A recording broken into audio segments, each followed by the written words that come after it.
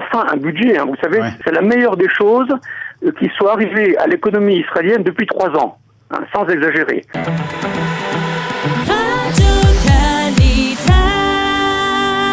Après des négociations marathon pendant la nuit, le gouvernement a voté hier pour adopter un budget national. La première fois depuis 3 ans, nous allons en parler ce matin de ce budget pour l'année 2021-2022. Et nous sommes heureux de recevoir ce matin Jacques Pendelac. Jacques, bonjour. Oui, bonjour Olivier. Vous êtes directeur de recherche au Bitoire Leumi, économiste, et donc on va essayer d'analyser un peu on va essayer d'éplucher ou d'analyser plus exactement ce budget de l'État. Alors ma première question, c'est d'abord donnez-nous quelques chiffres. À combien s'élève ce budget et est-ce qu'il y a une progression par rapport au dernier budget qui avait été voté il y a 3 ans? Enfin un budget, vous savez, Ouais. c'est la meilleure des choses qui soit arrivée à l'économie israélienne depuis 3 ans, sans exagérer. Alors, effectivement, en 3 ans, il s'est passé beaucoup de choses, et donc on a là un budget dont le montant global, 430 milliards de shekels, a été adapté aux besoins de l'économie, à la démographie qui a augmenté en 3 ans, et donc tout cela a été mis en œuvre dans ce budget de 2021 et 2022. Donc il y a bien sûr un grand bond en avant entre ce qui a été voté en 2018 pour 2019 et ce qui est voté aujourd'hui, parce que bien sûr les conditions ont totalement changé. Donc c'est une très bonne chose. D'accord. Alors on va voir avec vous quelles sont les grandes rubriques de ce budget. Bien entendu, c'est toujours le budget de la défense qui est le plus important.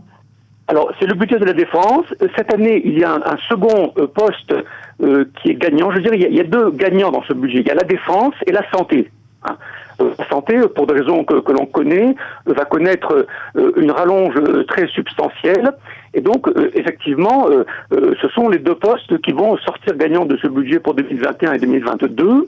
Ce qui me gêne un petit peu, c'est que ces 2 rallonges à la défense et à la santé vont se faire sur le compte des autres budgets qui, eux, vont devoir réduire leurs dépenses courantes de 1,5% pour justement financer le budget de la défense et de la santé. Alors on parle de 2 milliards pour la santé. Absolument, et 5 ou 6 milliards pour la défense. Ce sont des sommes importantes qu'il va bien falloir trouver quelque part. Alors, je veux dire, en gros, c'est un budget, j'allais dire, presque conservateur. C'est-à-dire qu'on reprend les mêmes méthodes, on coupe d'un côté pour donner de l'autre. Alors ça, c'est un petit peu dommage, parce que on aurait dû faire un petit peu comme on fait en Europe, comme on fait aux États-Unis. La crise est toujours là, et donc il aurait fallu, à mon avis, injecter beaucoup plus d'argent dans l'économie. Et ça, on n'a pas fait véritablement, sans doute pour des questions de contraintes politiques. Vous savez, on a un gouvernement quand même un peu politique. Quand vous dites injecter de l'argent, ça veut dire quoi? Ça veut dire augmenter le déficit de l'État? Absolument, absolument. Vous savez que ce budget prévoit pour 2022, donc pour l'année prochaine, de revenir au même déficit que de 2019, c'est-à-dire 3,5% du PIB. Bon, revenir en 2022 au déficit que l'on avait avant la crise du corona, c'est un petit peu osé.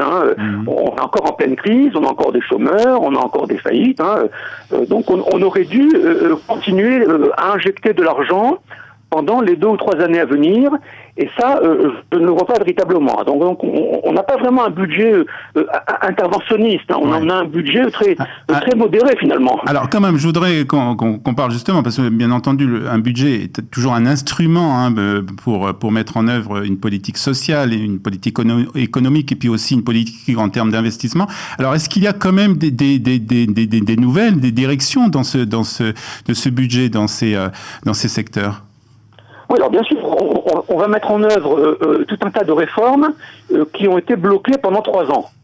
Et donc forcément, 3 ans, c'est beaucoup.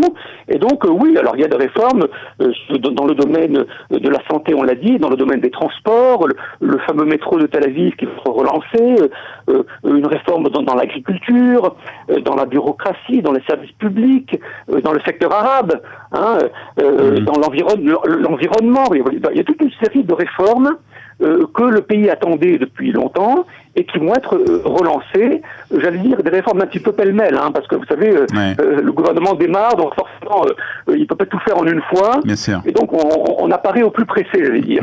Voilà. Alors, Naftali Bennett avait parlé avant son élection d'une économie à la Singapour, à la mode Singapour, avec une baisse des impôts. Alors, s'il n'est pas prévu une baisse des impôts directs, il existe quand même, Jacques Bendellac, de nombreuses taxes qui vont être mises en place à partir de cette année, de l'année prochaine même. Comment ces taxes vont influencer sur le coût de la vie des Israéliens ? Alors oui, alors ça, effectivement, c'est très critiquable dans la mesure où les taxes indirectes qui vont peser sur les Israéliens, donc les taxes indirectes sur la consommation, qui sont des taxes très inégalitaires, puisqu'elles ne prennent pas en compte le revenu de la famille.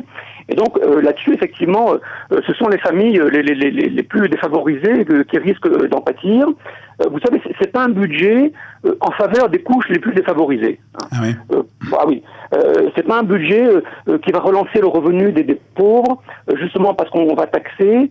C'est pas un budget qui va relancer l'emploi, parce que je vois rien de très particulier pour l'emploi et la formation professionnelle.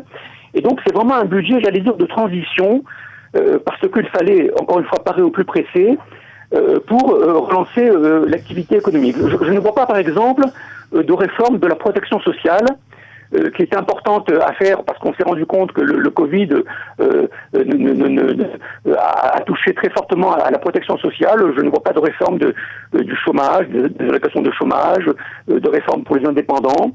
Donc tout ça viendra sans doute après. On ne peut pas tout faire en même temps, c'est certain. Et donc on apparaît au plus pressé, notamment par exemple en relevant l'âge de la retraite des femmes. Quelque chose qui avait été déjà voté il y a 5 ou 6 ans et qui va être mis en place sans doute prochainement. Donc vous voyez, des mesures pêle-mêle qui vont pas faire plaisir à tout le monde, mais qui sont une phase transitoire vers un plan de relance pour les années à venir. On parle aussi d'une taxe sur les boissons sucrées. Quelle est la logique derrière ça ? La logique est que le taux de personnes fortes en Israël est un des plus forts de l'OCDE. Et donc on a voulu réduire par là, pour des raisons de santé bien sûr, la consommation des boissons sucrées. La raison n'est pas une raison fiscale, mais une raison sanitaire. C'est un peu une méthode pour essayer d'éduquer les Israéliens à consommer moins de boissons ? Exactement. Tout comme on voudrait éduquer les Israéliens à acheter moins d'assiettes en plastique, puisque nous sommes les plus gros consommateurs européens de matières plastiques. Donc ce sont des réformes qui visent à changer le comportement des consommateurs et non pas à faire rentrer de l'argent dans les caisses de l'État, si vous voulez. Alors, est-ce qu'il y a quand même dans ce budget, Jacques, des côtés positifs ? Quand je parle des côtés positifs, est-ce qu'on va prévoir une baisse des prix dans certains secteurs de la vie et du coût de la vie israélienne ? Alors oui, la baisse du coût de la vie, c'est un des objectifs de ce plan, notamment la réforme de l'agriculture, qui vise à apporter des produits agricoles de l'étranger moins chers qu'elles ne sont ici, des réformes dans les transports, des réformes dans tout autre secteur. Alors, on n'a pas touché à tout. Par exemple, le logement, qui fait partie voilà. Alors, je vois rien dans ce budget pour le logement, qui sans doute sera traité séparément. Mais effectivement, le coût de la vie quotidienne est un des objectifs visés par ce gouvernement. Très bien. Donc, la prochaine étape, c'est bien entendu dans quelques mois, au mois de novembre, à la Knesset, ce budget sera présenté devant les députés. Là aussi, on risque d'avoir, bien entendu, quelques heures de discussion. Mais en fin de compte, si tout va bien, ce budget devrait être adopté. Absolument. Ce budget sera adopté comme d'habitude avec beaucoup de débats houleux à la Knesset, mais visiblement il disposera d'une majorité suffisante pour être voté en novembre. Le plus tôt sera le mieux, puisque 2021 est déjà une année perdue, puisque novembre c'est déjà la fin de l'année. Mais je crois qu'on va redémarrer sur des bonnes bases en donnant à l'État un budget qui lui permette d'avoir une activité normale. Jacques Bendellac, économiste, merci d'avoir été ce matin avec nous sur Studio KDTA pour nous expliquer ce budget 2021-2022. Merci.